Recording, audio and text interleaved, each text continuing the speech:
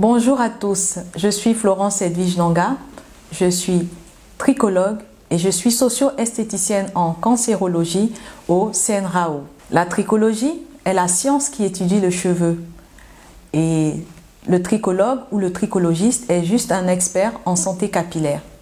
Alors pourquoi faire de la tricologie en cancérologie? Tout simplement parce que la vision du CNRAO, c'est de pouvoir prendre de façon globale les personnes touchées par le cancer. Et cette prise en charge se veut tant au niveau de la maladie qu'au niveau de l'aspect physique. Vous êtes sans ignorer que pendant le traitement du cancer, on a souvent la chimiothérapie qui entraîne la chute du cheveu. Alors, solliciter les services d'un expert en santé capillaire permettra donc d'aider les personnes touchées par le cancer à pouvoir se sentir mieux, à vivre mieux pendant leur traitement et pouvoir bénéficier des soins capillaires gratuitement. Le service de tricologie au sein du CNRAO fonctionne d'abord par une prise de rendez-vous. Vous êtes une personne touchée par le cancer, vous prenez rendez-vous au 89 89 67 67, vous prenez un rendez-vous et au cours de ce rendez-vous, nous avons une consultation où nous faisons un diagnostic capillaire qui nous permet de pouvoir vérifier l'état global de votre cuir chevelu et de vos cheveux. Nous vous donnons des conseils. Qu'est-ce qu'il faut faire avant la chimiothérapie? Qu'est-ce qu'il faut faire comme soin sur ses cheveux pendant la chimiothérapie? Et qu'est-ce qu'il faut faire sur ses cheveux après la chimiothérapie? Qu'est-ce qu'il faut? Est-ce que mes cheveux vont repousser? Toutes ces questions-là, on vous donne des réponses et nous pouvons faire des soins et vous apporter les produits qui sont adaptés pendant votre traitement. N'hésitez pas à appeler donc au 89 89 67 67. Vous prenez un rendez-vous et vous pouvez bénéficier des soins capillaires gratuitement. Alors, comme bénéfice, vous savez, pendant la chimiothérapie, l'aspect physique change. Donc, les bénéfices, c'est de pouvoir permettre aux personnes touchées par le cancer de pouvoir rester toujours belles, avoir un mieux-être pendant leur traitement. Et nous avons vu des femmes qui sont passées par la cabine de socio-esthétique retourner chez elles avec le sourire et aller jusqu'au bout du traitement, se sentir toujours belle, même pendant la chimiothérapie. Alors, comme conseil et recommandation, vous avez été atteint par le cancer, ce n'est plus une fatalité. Je vous invite à venir au CNRAO, à prendre un rendez-vous, vous faire traiter, mais aussi pouvoir bénéficier des soins en socio-esthétique, c'est-à-dire du visage, de la peau et des cheveux. N'hésitez pas à appeler au 89 89 67 67 et nous vous ferons le plaisir de vous accompagner et de vous rendre belle pendant votre traitement.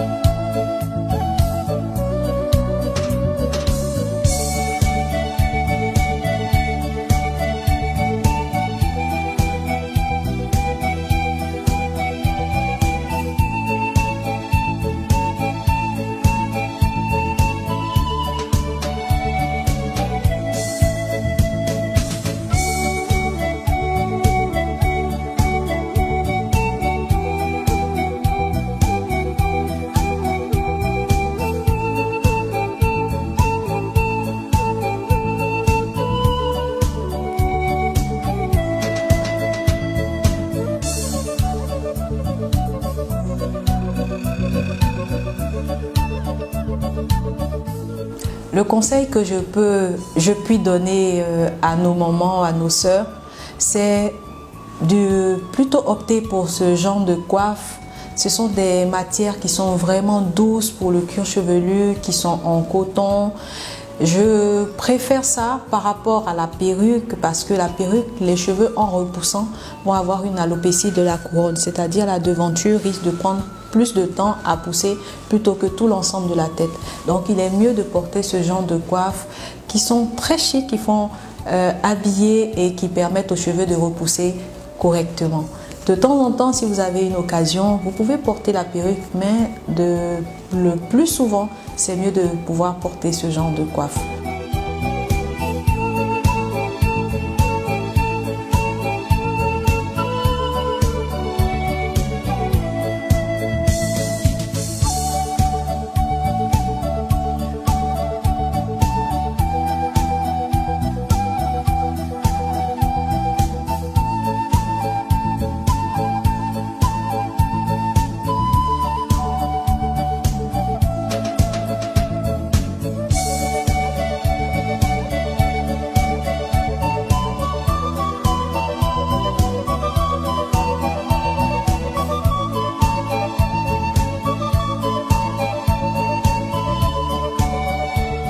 Quand je suis arrivée au centre, tout d'abord, c'est quand je faisais le chimio, j'ai croisé les jeunes filles qui faisaient les soins. Donc j'ai accepté. Maintenant, après un moment, j'ai su qu'il y a traitement des cheveux, comme mes cheveux étaient partis. Donc je suis arrivée vers vous et puis vous m'avez traité les cheveux pendant mon traitement. Après mon traitement, j'ai continué jusqu'à ce que mes cheveux aujourd'hui ça poussé. En tout cas, quand je venais ici, on me traitait, on faisait mes soins, on mettait les vernis. Quand j'arrive à la maison, les enfants disent « Ah maman, tu as quitté où? Tu nous disais que tu partais à l'hôpital. Mais de la manière que tu es venue là, c'est pas à l'hôpital que tu as quitté. » Je dis « Ah les enfants, maintenant la maladie là, on nous gâtait. » Donc vraiment, ça faisait que j'oubliais ce que j'avais, les maladies qui étaient sur moi.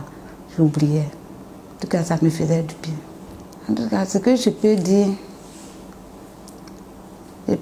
que vraiment, mes soeurs actuellement, ceux qui viennent de connaître cette maladie, il ne faut pas, ils vont se décourager.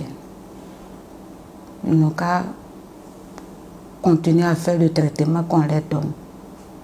En faisant le traitement, ils vont avoir la guérison. Avec aussi les cheveux qui tombent, ça fait honte, il ne faut pas, ils vont avoir honte. Après le traitement, les cheveux reprennent, avec le traitement qu'on nous fait ici, là, les cheveux reprennent comme avant. Donc il ne faut pas, elles vont avoir peur, elles vont avoir honte, donc à se libérer.